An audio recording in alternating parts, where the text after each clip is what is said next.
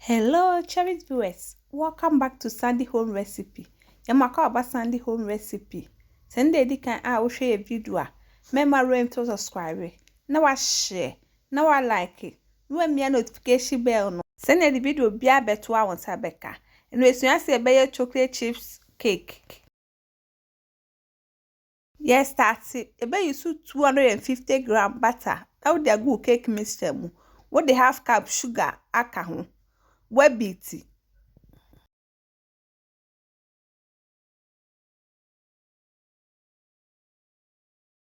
Ube creamy sa kwesita be soft and fluffy.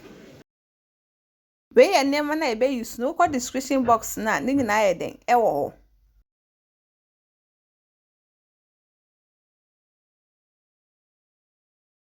Say na sese eye.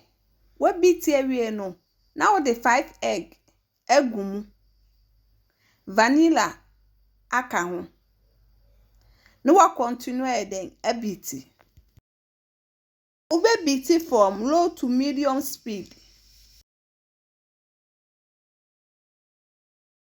We are now there 1.5 cup all-purpose flour, 1 teaspoon baking powder.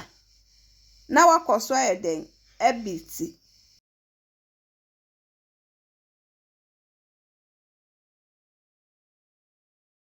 Half cup milk, 3 tablespoons sweet condensed milk. Optional on pound fanka ho.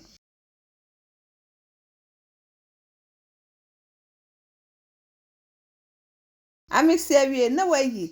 Now the chocolate chips then aka ho.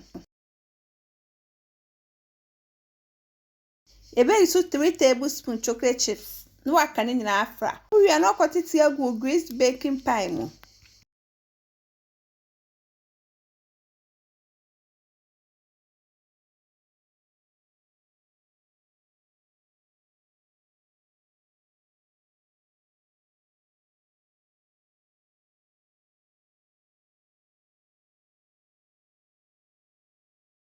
The chocolate chips ni bi egu esro no.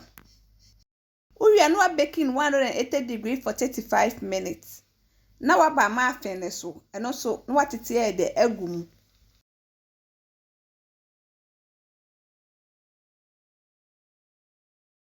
Would the chocolate chips ni bi egugu esro? Sana beni na. We are now baking 180 degrees for 25 minutes. After 25 minutes, we ye fi oven mu. No manajo no serve. Sana ba ko no so tam so an we ye fi mu kese no. Obey na fi baking pan mu.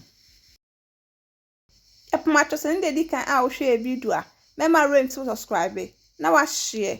Na wa like. Na me notification bell no. Say the video bia beto on side ebeka.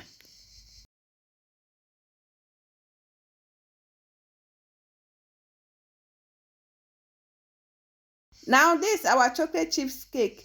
Please like this video and subscribe to our channel. Thank you so much for watching.